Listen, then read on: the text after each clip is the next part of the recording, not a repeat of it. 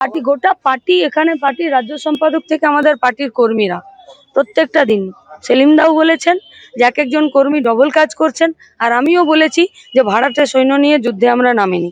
আমাদের কর্মীরা আমাদের সম্পদ। আজকের দিনে দাঁড়িয়ে উত্তরপাড়া যদি বিধায়িকা হিসেবে নির্বাচিত হন, কি করবেন এক্স্যাক্টলি স্বপ্নটা? মানুষ ভোট করাচ্ছে, তৃণমূলের আর ক্ষমতা নেই ভোট করার। ও আইপ্যাক পার্টি চালাই, ওই আইপ্যাক চলে গেছে, ও পার্টি আর চলবে না। আন্দোলনকে মানুষ তো সমর্থন করার জন্যই আছে।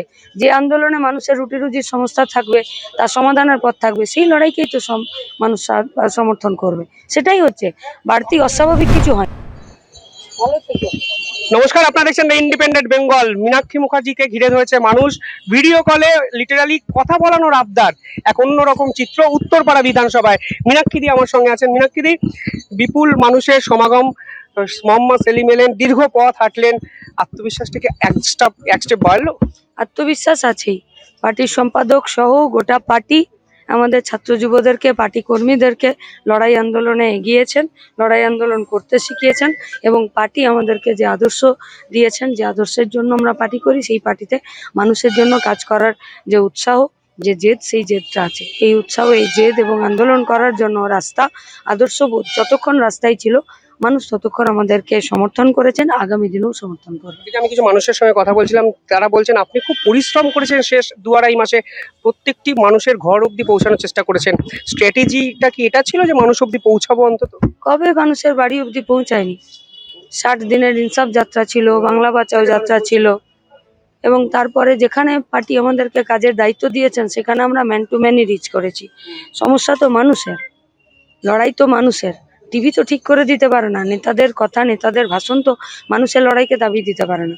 মানুষ মানুষের কথা বলবে, আর মানুষ তার নিজের মানুষের কথাকে নিয়ে আসার জন্যে আমরা মানুষের কাছে যাচ্ছি, মানুষের কথা দাবা পড়ে যাচ্ছে। সমাজের সকল স্তরের মানুষ, সকল স্তরের মানুষ আপনাকে সমর্থন করছেন, এটাকে একটা বাড়তি মোটিভেশন।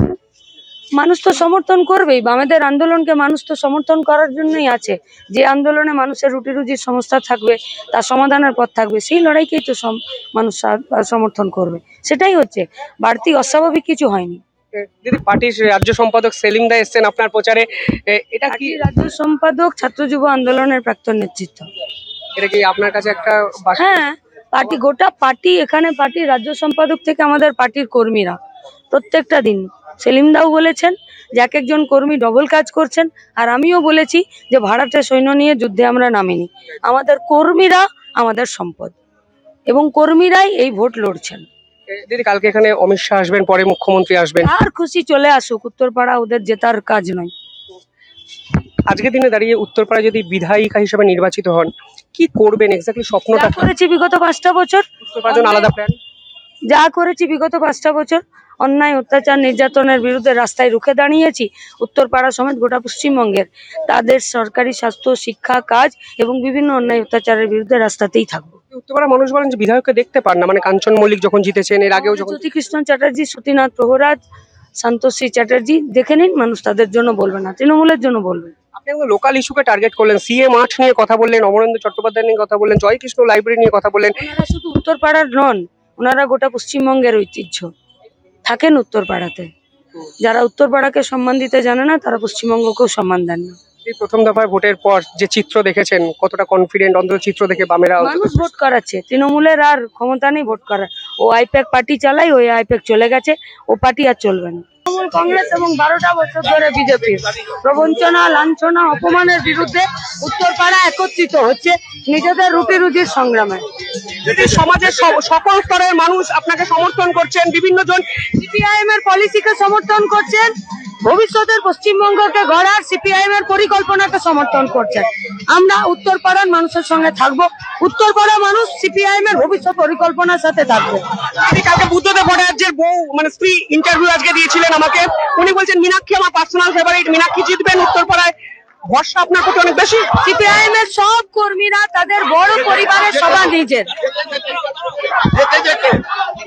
দিদি, ইয়ং জেনারেশন বয়স্ক যারা সকলের সমাজের সকল স্তরের মানুষের সমর্থন। ইয়াং জেনারেশন বুঝেছে যে ভবিষ্যৎ পশ্চিমবঙ্গকে ভালো করতে গেলে ইয়াং জেনারেশনের ভবিষ্যৎকে গড়তে হবে। আর ইয়াং জেনারেশনের ভবিষ্যৎ গড়ার জন্য বিগত 15টা বছরে তৃণমূল কংগ্রেসের যা পলিসি তা ইয়াং জেনারেশনের ভবিষ্যৎকে খুন করেছে। ফলে ভবিষ্যৎ প্রজন্ম আজকের বর্তমান প্রজন্ম সব একসাথে হচ্ছে। দিদি, আপনার বিপক্ষে যিনি লড়ছেন তার প্রার্থী পদ এনএসজি কি পরিচয় নিয়ে একটা বিতর্কের সৃষ্টি হচ্ছে, আপনি এই বিতর্কগুলোকে কিভাবে দেখেন? আমরা এসব বিতর্কে জড়াতেও চাই না, আমরা এসব বিতর্ক জানিও না। আমরা শুধু দেখেছি ওনার সম্পর্কে এবং উনি নিজে ওনার সম্পর্কে যা বলা হয় এবং উনি নিজে যা বলছেন সবটাই ধোঁয়াশা ঘোলাটে। আমরা জানি না, মানুষ বিচার করবেন। প্রথম দফা ভোটের পর বামের অ্যাডভান্টেজ জায়গায় আছে। প্রথম দফার ভোট গোটা পশ্চিমবঙ্গের মানুষ ভোট করেছে। অত্যন্ত কনফিডেন্ট বলছেন প্রথম দফায় ভোটে মানুষ ভোট দিয়েছেন। শূন্যের গেরো কাটবে কি কাটবে না, মহা চ্যালেঞ্জের মুখে বামের এবছর ভোট নিঃসন্দেহে নজিরবিহীন। পার্টি চ্যাম্পিয়ন একদম এবার বলছেন চ্যাম্পিয়ন হবে, সঙ্গে থাকুন। একটা আলাদা ভোট উৎসব যদি এখানে এসে দেখতেন তাহলে আপনারা বুঝতে পারতেন এক্স্যাক্টলি উত্তরপাড়ার অবস্থাটা কি। অবশ্যই অত্যন্ত কনফিডেন্ট বলে দিয়েছেন আইপ্যাক যে পার্টি চালায় সেইটা আর চলবে না। ও তো অত্যন্ত কনফিডেন্ট উত্তরপাড়ায় জিতছেন মীনাক্ষী দি। পরিষ্কার বলেন দ্য ইন্ডিপেন্ডেন্ট বেঙ্গলকে দেখতে থাকুন দ্য ইন্ডিপেন্ডেন্ট বেঙ্গল। ধন্যবাদ।